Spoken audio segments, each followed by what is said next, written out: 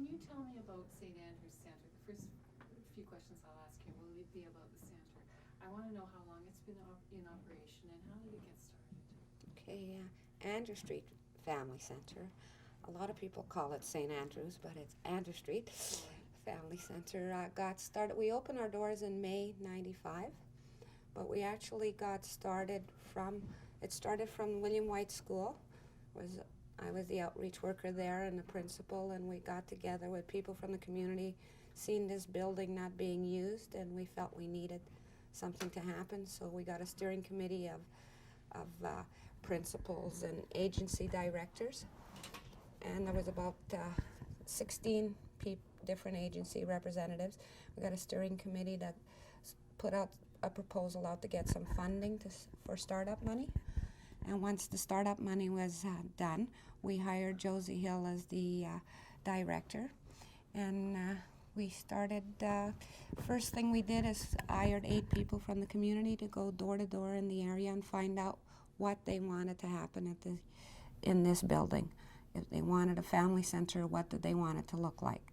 So what did they want? What was the need? Biggest need is that they wanted a safe place to come to. Employment was an issue, education, transportation, a place where they could come and enjoy their children and actually get things done. And they wanted their basic needs taken care of. For instance, that's why we have a phone and we have a washer and dryer. It's because some people in the community don't have access to these things. This was a way of being able to get those basic things met, but it was a wonderful way of getting the people in the door.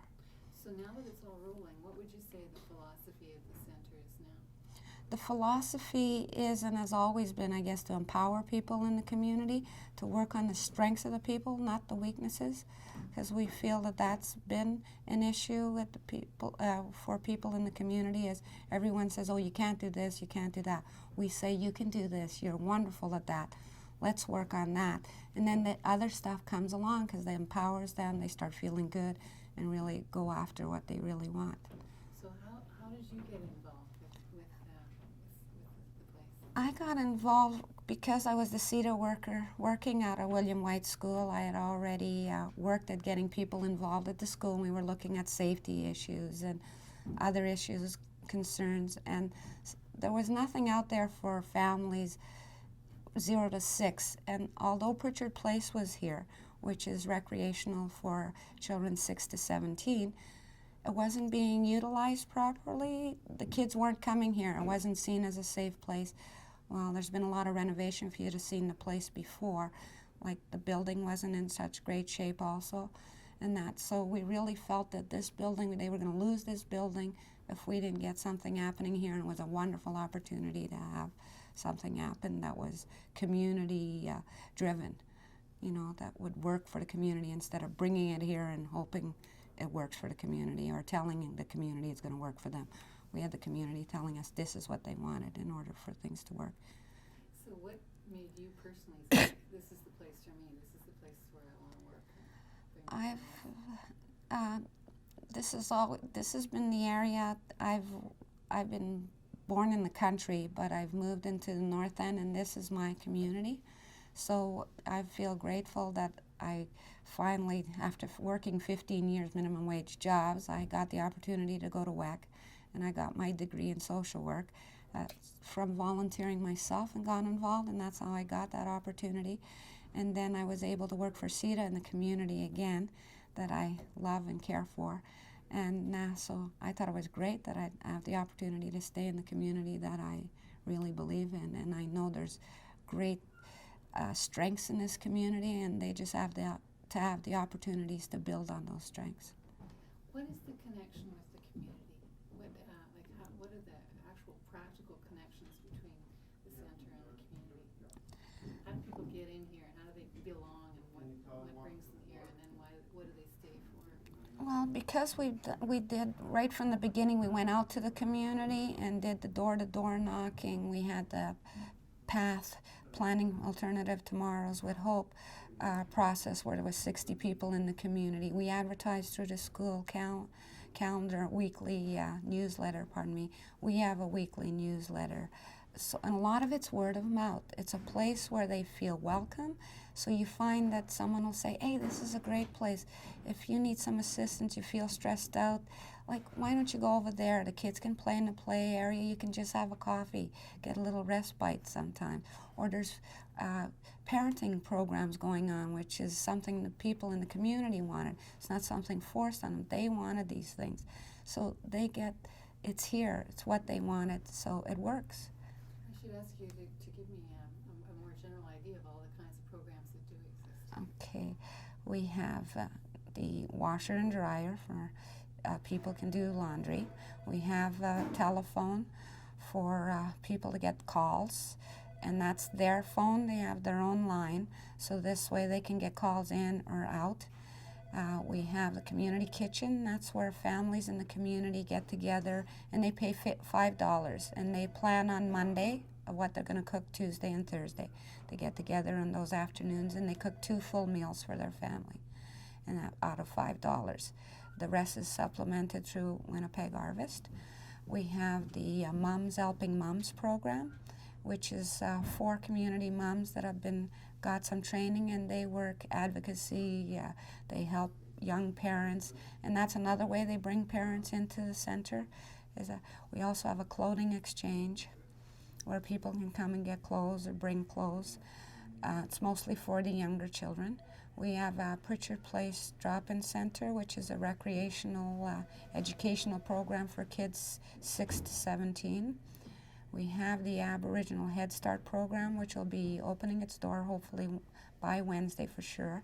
And that's the cultural program, Aboriginal cultural program, where in the morning they will get Cree, and in the afternoon will be Ojibwe teachings with elders, and that they'll learn to feel good about themselves. So we feel this is for ages 2 to 5 that we're taking, and they're going to learn social skills and those things. So this way, when they get to school, they're going to be proud of who they are and do better, hopefully, in the school. Can I ask for a really short answer about the way you have really practical services like the phone and the laundry that bring people in, and then while they're here, you were telling me before how they notice all this other stuff going on, and then they become really involved. Can you just give me a short version of that? Tell me that, how people get involved. We've found, and we're getting a lot more men involved, and I think one of the attractions is the phone and the laundry. They come and do laundry, and all of a sudden they're sitting with the other parents. All of a sudden the next thing, they're not just having coffee, they're noticing there's a parenting class going on. They're encouraged by volunteers who are here all the time, and their neighbors. So they recognize them. They're not strangers. So they encourage them, and they say, well, are you interested in that? Or do you need help? Then you can see Mums Helping Mums. So they're connected to the other programs through just coming in the door. That's great. What about employment? How important is the employment component here? I mean, there are 29 jobs, I think you said. How big a deal is that to the community? Employment to the community was one of the big issues that we've noticed out there when we did all the surveys when we went out. Employment is a big area of concern. So that's why one of the views we looked at was making sure we tried to employ locally as often as possible. You know, and we, even when we need professionals per se for certain areas, they are told right from the beginning that they're to mentor someone from the community, so eventually they'll be out of that job and someone from the community move into those jobs. So it's been very important right from the beginning. Great. Is there any connection with any businesses in the community or any other organizations in the community? How do you? We're connected with a lot of agencies in the area. Not so much businesses, I guess. That's one thing we are trying to start, because we started a catering business also. And we're working on a workers' co-op. So we have someone hired half-time to work on those things through Health Canada. But agencies, Hope Center, Healthcare, the school, William White School, other schools, Strathcona School. We work with North End Women's Center, the Aboriginal Women, North End Women's Transition Center. Native Women's Transition Center, sorry. So we're actually connected with a lot of agencies in the area. And where does the money come funding for it comes from many sources. We got federal, provincial, private. We do fundraising. Everything is, a lot of money comes from everywhere, anywhere we can get it, actually. So we get from the city, the province, the federal government, and United Way, even Rotaries, Thomas Sill Foundation. Like, we get little bits everywhere which help out in different programs. Well, I think that was wonderful. Is there anything more you want? I'd just like to hear Dilly talk a little bit more about the importance of employment in this area, like employing local people and how that contributes overall to community development.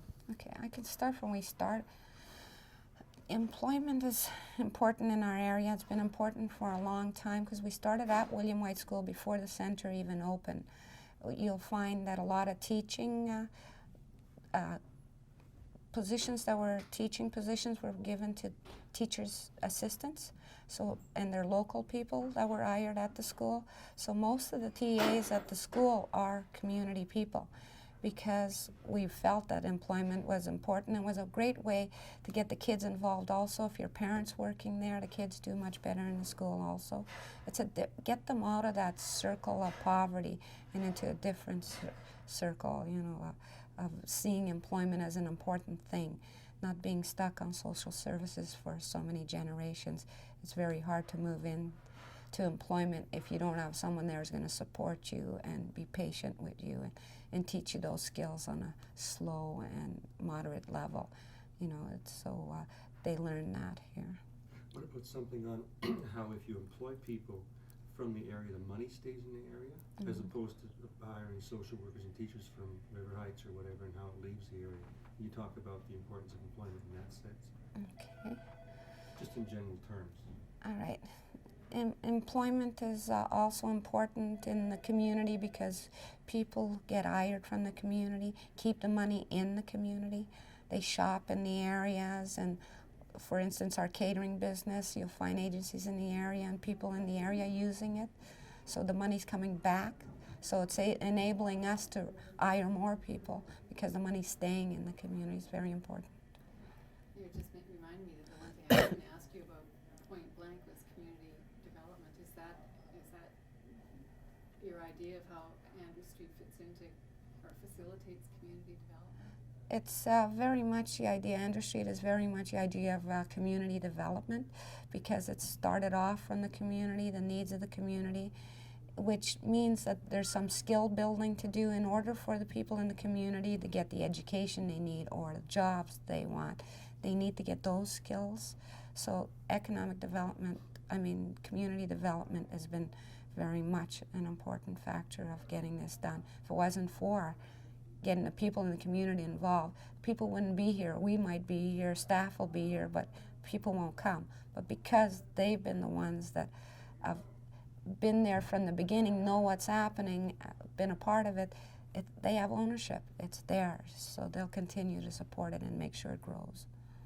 Can you see people who end up being trained here under mentor programs or whatever, being employed throughout the community later on, say, going on to other jobs in the community here, working for businesses and social service agencies? Is there a possibility of that? Oh, it's definitely a possibility that people that are hired here will move on to other jobs, because we can only, like, our pay is only a certain level, and when the people get the skills, by all means, if they can move to someplace else, that'd be great, because we know there's a bunch of people at the level where they were to move into those positions. So we're hoping there will be a continuum like that. That's our goal.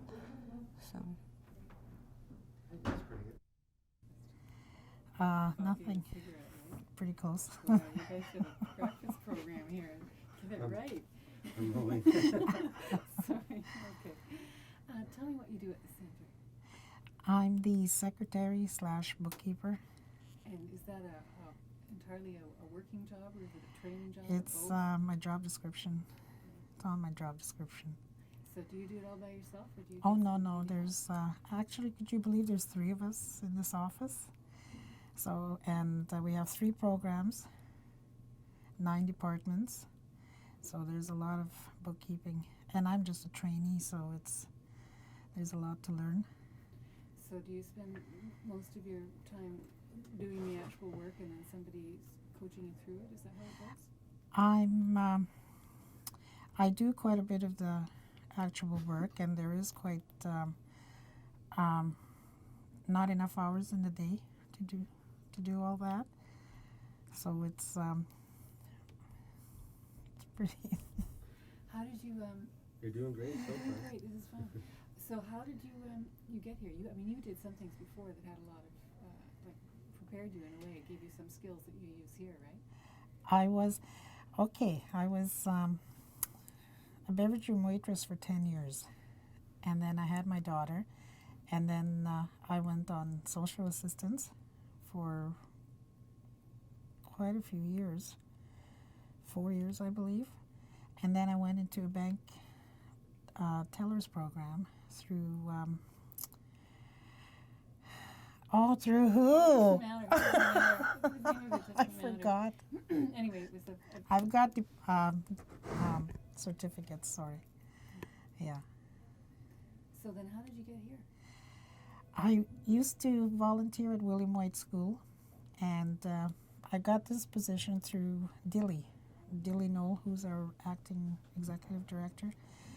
And she told me about this lady that was starting up Andrew Street Family Center, and she needed a secretary.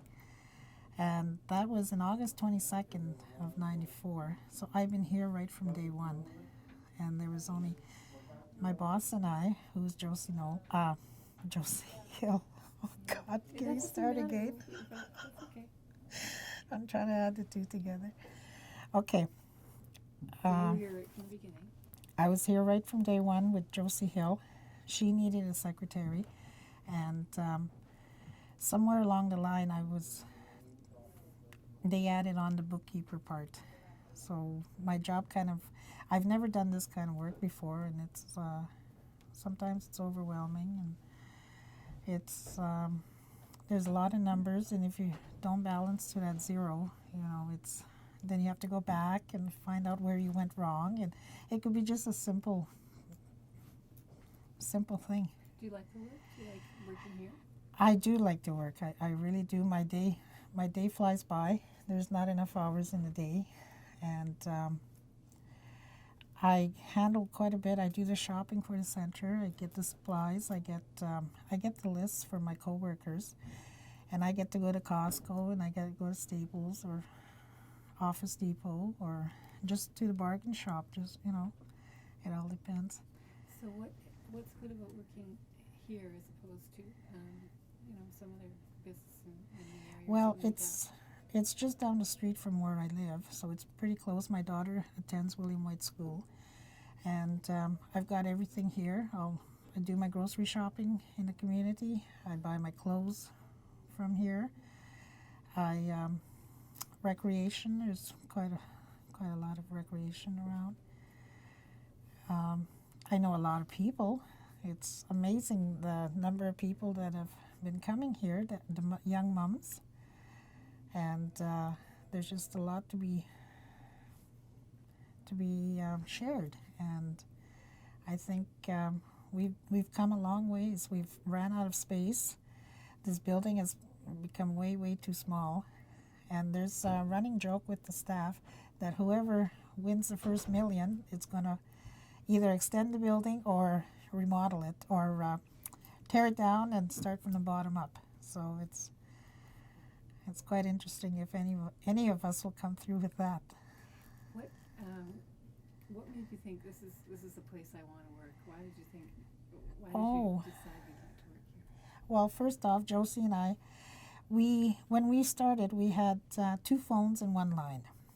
It was kind of funny. It was hard at first, because we had to let the community know that we were here and we were starting up, and it was really rough at first, because she would give me 4 or 5 pages full of other organizations that she wanted me to contact, but I couldn't do that up to par, because she would be on the phone half of the time, and it was just funny. It was, she's a people person and I'm a paper person, I guess.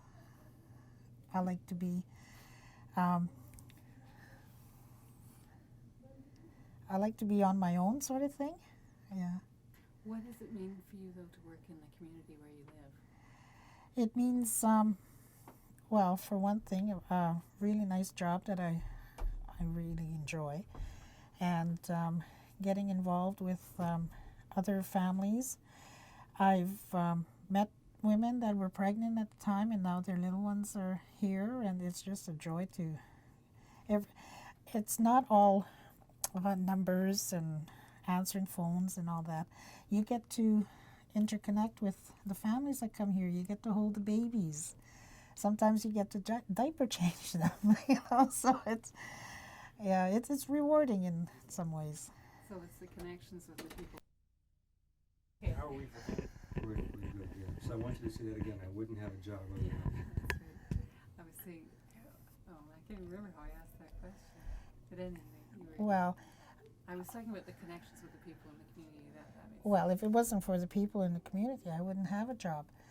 And getting to know these families, you know, like when I was on social assistance, I didn't know there was other people that were in the same kind of boat that I was, you know, not enough money. There was money being cut, and not having the luxuries that a job can provide, and nice clothes and that sort of thing, you know. Whereas on social assistance, you know, I wasn't getting ahead, I was getting further down, you know, and it was hard to keep up on your monthly check, you know. And the funny thing was, when I first started here, the amount of taxes that I found out people were being deducted from a bi-weekly check, that's what I was getting a month to live on, you know. So it you know, it was really, really, at first I thought it was a joke, you know, but now I know it's not, you know. And what I feel is the government, you know, being fair to these people, because it's not, you know. And working full-time, I'm no longer laying around a couch potato, you might say, and I really enjoy it here. You know, there's a lot to do, and there's just not enough hours in the day to do it. And That's great. I think we have. You look Wonderful, at those. yeah. I think.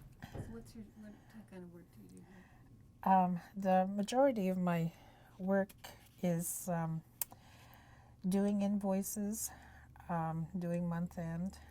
We do the monthly bank statements that your deposits and in what the numbers that we end up with at the end of each month have to balance out to zero. Okay, I'm gonna ask you just to tell me, like, what's your job here? If I said, like, what's your job, and not what's Do your you job want- description? Just like I work at the accounting department or whatever, and I do this and that. Just Okay. like a sentence or two. My job here is the secretary / bookkeeper, and I have the privilege of working with numbers, which I enjoy. That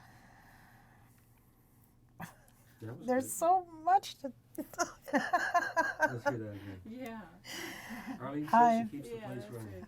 right. I'm when something needs to be done, they come to me. I have I guess, well, since being here from day one, I have the ability to tell them where the screwdriver set is, or how, if the coffee is running low, I get the privilege of going out shopping for all the supplies that are needed, office plus coffee and whatnot. I'm wondering if I can get you to string two short ideas together. What's The that? first one was just that I'm a bookkeeper / secretary, or however you said that. And when anybody needs anything, we come to me. Just those two ideas. Okay, hang on. Yeah. It's just like two sentences or something. Okay, something like I'm the secretary / bookkeeper, and when supplies run down, people come to me How's That's good. The only problem is that there's a lot of, Okay. that's good. You want more? Want it again? Sure, we'll try Yeah, one okay, more just time. tell me that you're a bookkeeper slash secretary and that when people need something done, they come to you. Okay. I'm the secretary slash bookkeeper, and when people want something done, they usually come to me, whether it be filling out. Well, I got,